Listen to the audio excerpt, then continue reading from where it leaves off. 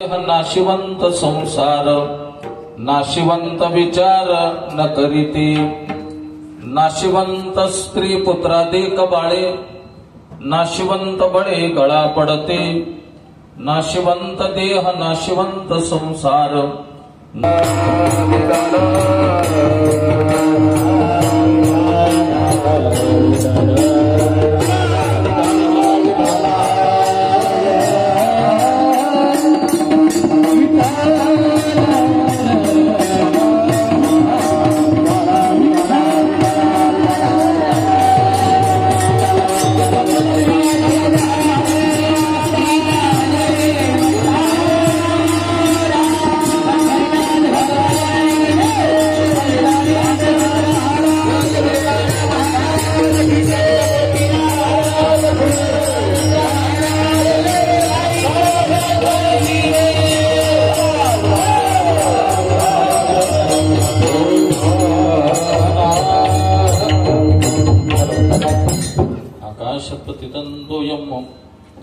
यथा गच्छति सागर गुरु जन्माद्यस्य यतो नवयाति तरतश्वरते स्वविद्यस्वराट्, तेने ब्रह्महृदाय आदि कवये मुह्यन्ति यत्सूरयाम्, तेजो वारिमृदां यथा मणिमयो यत्र त्रिसर्गो मृषाम्, धाम्ना स्वेन सदा निरस्तकुहकं सत्यं परं धीमहि, योऽन्तप्रविश्य मम वाचमिमां प्रसुप्ताम् सञ्जीवयत्यखिल शक्तिधरस्वधाम्नाम्, अन्यां च हस्तचरणश्रवणत्वगादीन् प्राणान्नमो भगवते पुरुषाय तुभ्यम्।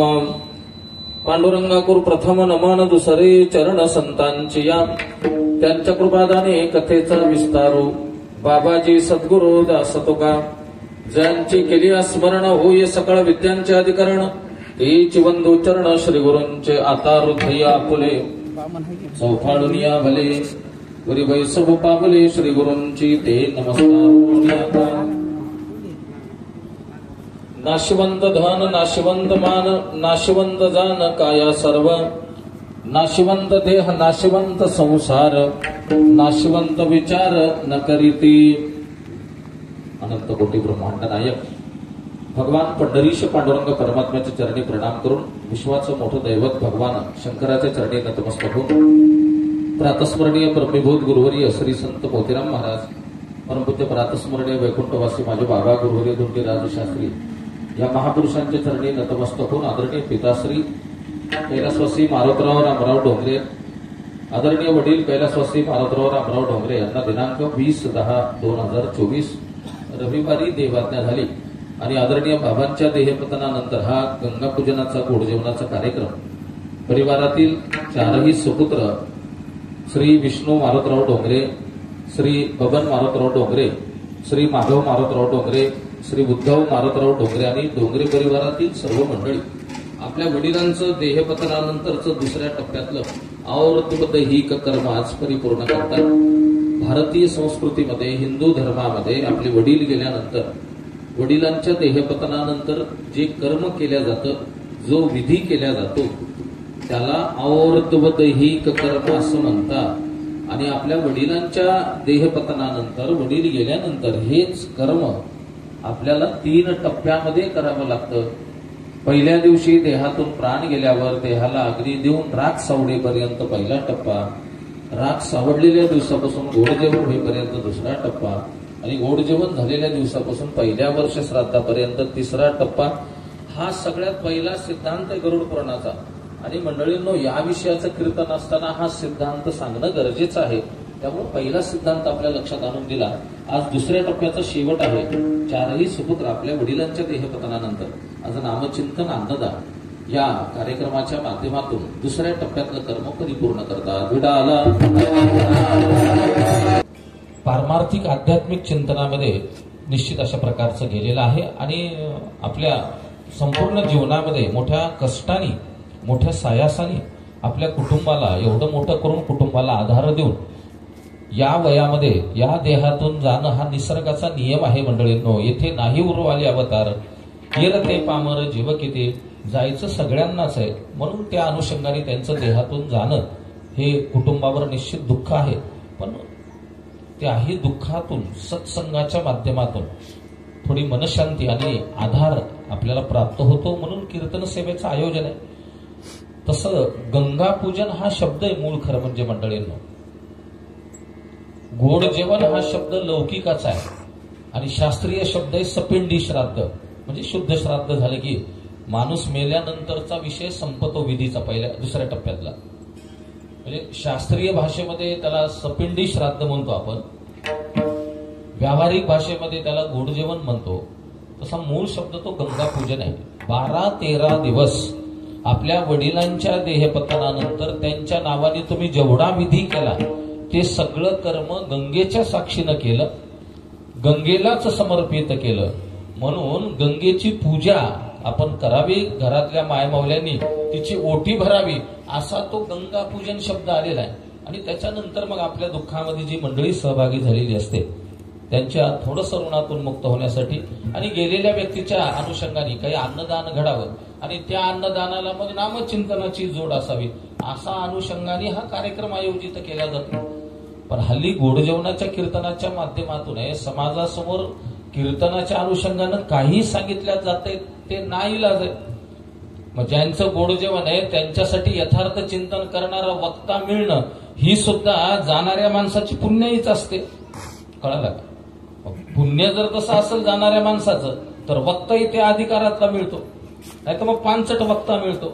फालतू गोष्टी सांगणारा गोड जेवणाच्या कीर्तनामध्ये माणूस मिळतो, इकडल्या तिकडल्या गोष्टी सांगणारा गोड जेवणाच्या कीर्तनामध्ये माणूस मिळतो. याचा अर्थ मग जाणाऱ्याचं पुण्य नसते.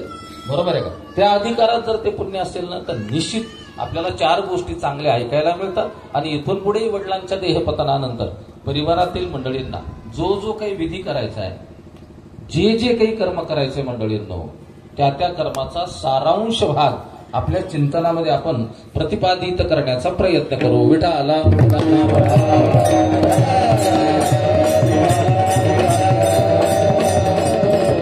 मी नेहमी सांगतो, या सगळ्या देहपतनानंतरच्या सगळ्या विषयाचा खुलासा भगवंतांनी गरुड पुराणाच्या प्रेतकल्प प्रकरणामध्ये केलेला आहे. गरुड पुराणाच्या प्रेतकल्प प्रकरणामध्ये आपल्या कुटुंबामध्ये एखादी व्यक्ती मृत झाल्यानंतर त्या संबंधाने सगळा खुलासा केलेला आहे. हे भगवंतांनी गरुडाला जे ज्ञान दिलं ना मंडळींनो, तर गेलेल्या जीवाला गती प्रदान करण्यासाठी ज्ञान दिलं. हा जो जीव असतो ना देहातून गेलेला, पंचभेर निर्मिते देहे, पंचीकरण सांगते, पंचत्वम च पुनर्गते स्वाम स्वाम योनिमानुप्राप्ते तत्र का परिदेवनाः. पंचदशिकार सांगतात, पंचमहाभूताचा देह इथं सोडायचा आहे. देहातले सगळे तत्व पुढे जातात आणि त्या गेलेल्या सगळ्या तत्वांना सद्गती मिळवून देण्यासाठी पुत्रांचा एक स्वतंत्र धर्म आहे. पुत्रांनी तो धर्म सांभाळावा लागतो. पुत्रधर्म या नात्याने मग ज्या ज्या गोष्टी आपल्याला करणं गरजेचं आहे वडिलांच्या देहपतनानंतर ते आपण करणं अत्यंत गरजेचं आहे. शास्त्राने एक त्याज्य भाव सांगितला आपल्याला. आपले वडील गेल्यानंतर काय गोष्टी टाळायच्यात, आपल्याला त्याज्य करायच्यात, हे शास्त्राने सांगून टाकलं. त्यामध्ये पहिल्यांदा सांगितलं, मडकं धरणारा जो मुलगा असतो ना, अग्निकुंड धरणारा मुलगा जो असतो ना, त्याने वर्षभर दुसऱ्याच्या घरचं अन्न खायचं नाही, त्याज्य करून टाकायचं ते अन्न.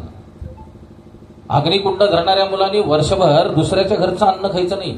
अग्निकुंड धरणाऱ्या मुलांनी वर्षभर ताटलीमध्ये जेवायचं नाही, परातीमध्ये नाही जेवायचं, पानावर जेवायचं, पत्राळीवर जेवायचं. आपले वडील गेल्यानंतर वर्षभर अग्निकुंड धरणाऱ्या मुलांनी किंवा बाकी मुलांनी जर शक्य असेल तर त्यांनी 1 वर्षभर तांबूल खायचं नाही, पान खायचं नाही. त्याचे भाव आहे हा. त्यांचं काहीतरी स्मरण राहावं आपल्याला, त्यांच्या अनुषंगाने नित्य आठवण यावी आपल्याला. या उद्देशाने ह्या गोष्टी सांगितल्या सोडायला करायला. का सोडण्यामध्ये मुरमुरे आहेत, सोडण्यामध्ये पुरण आहे का? सोडण्यामध्ये काय आणखी दुसऱ्या गोष्टी सांगितल्या का? पण माणसं तसं करतात ते. आम्ही तांदूळ सोडले, आम्ही कोणतं पुरण सोडलं, हरभऱ्याची डाळ सोडली, चहा सोडला. चहा सांगितलं काय शास्त्रात? चहा आहे घरी का? चहा असतो का? असतो, असतो. केल्यावर असतो, नाही केल्यावर थोडाच असतो. बरोबर आहे. पत्ती सोडली, साखर सोडली, हे सोडलं. अरे जे वेदाप्रणे हितो धर्म, हा जे शास्त्राने क्लिअर केलेले ते ऐकायचंच नाही ठरवलं असेल माणसाने, ते जर करायचंच नाही ठरवलं असेल मंडळींना, तर परमार्थ लंगडा होतो, परमार्थ त्रोटक होतो आपला. म्हणून पुत्रधर्म हा फार मोठा धर्म सांगितलाय. पितृशुषानाम एव धर्म, हा वडिलांची आहेत तोपर्यंत सेवा, हा पहिला मुद्दा. वडिलांची ते जिवंत आहेत तोपर्यंत सेवा आणि ते गेल्यानंतरही सेवा, हेच तर हिंदू धर्माचं श्रेष्ठत्व आहे. विठाला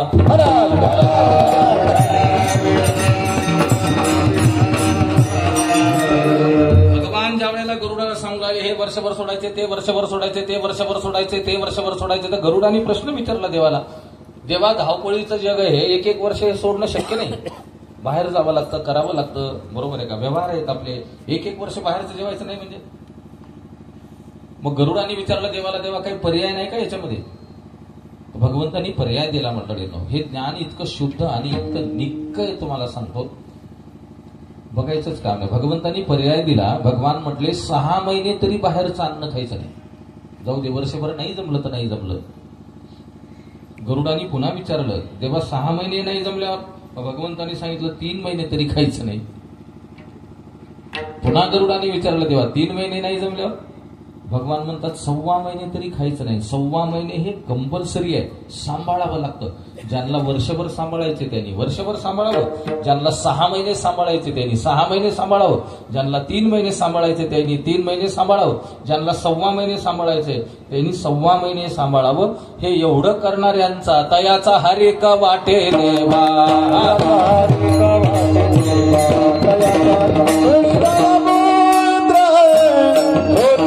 Thank you.